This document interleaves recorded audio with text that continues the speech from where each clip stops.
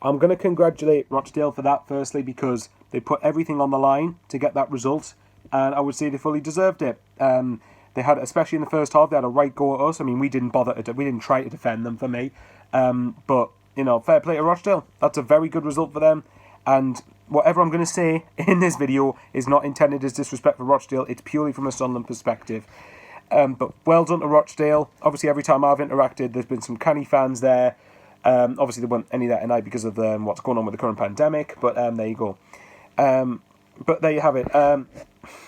Horrendous result. Absolutely shocking result. From a Sunderland perspective, didn't do enough to win the game. There was more than enough out on that pitch for me to beat Rochdale. And I don't care what anyone says. I've seen people say the squad is woeful. With all due respect, I think that's garbage. If we think the squad's woeful, well, okay then. We can't be disappointed by tonight's result then. I think that squad should have easily beaten Rochdale. Easily maybe is a bit of a stretch, but I definitely think it should have beaten Rochdale. The 2 goals were conceded, absolutely shocking, both of them, especially the second one. The first one was a free header outside the 6-yard box, which no one bothered to get on the head, get to Lund for the header of it. And the second goal was even worse, pulled all over the shop at the back, and I don't know what the hell's happened to our defence, because all of a sudden we've gone from taking responsibility at the back, and now all of a sudden we're not bothering to keep clean sheets. So, for me, you've conceded 5 goals in your 2 games. Not good enough. You've got to improve that massively if you want to have a chance of going up. And I did say, from Rochdale and Gillingham, I expected 6 points. Now, obviously, I want us to beat Gillingham, but if we do beat Gillingham, I'm still not happy with the points tally because we should have been winning tonight. Obviously, we don't have the right to win. Of course we don't. But, if you're wanting to go up, you've got to be beating Rochdale.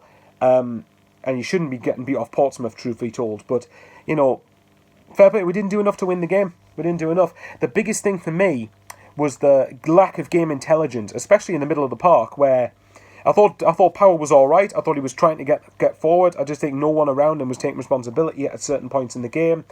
Power did actually attempt to do forward passes. There was a couple of times he did sideways passes, but that's because the option wasn't there in front of him to make a forward pass. Dobson, right. Oh my God, Dobson. For me, George Dobson was our worst player by a comfortable distance tonight. The amount of times under no pressure Dobson had the ball and kept giving it away repeatedly was making me want to tear my hair out watching it.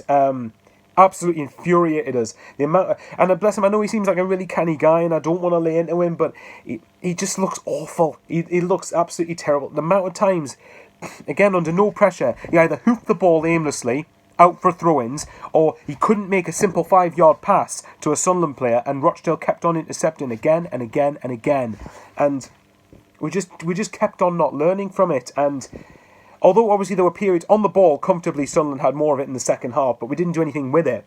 We tried to do things with it in the second half, but it wouldn't just fall for us. Of course it wouldn't. But that's not Rochdale's problem. They got the point. They should be happy with it, and that's fair enough. I don't blame them for it, but one of the bigger annoyances, which once again we're talking about a lot, is Parky and the lack of substitutions earlier on in the game.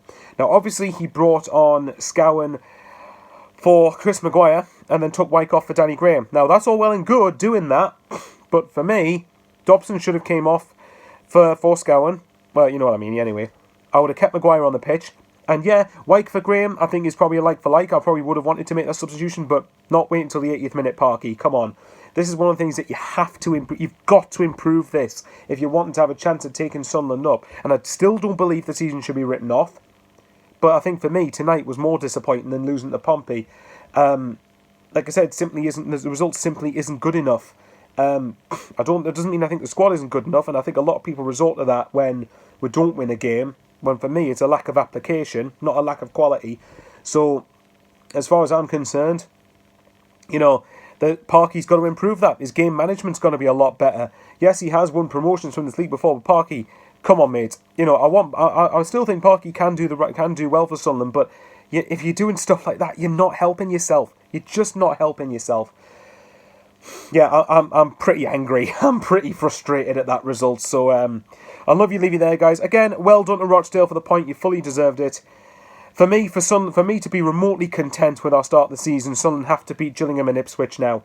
Simple as that. You've got to get 6 points out the next two. And let's see, fingers crossed, hopefully we get them.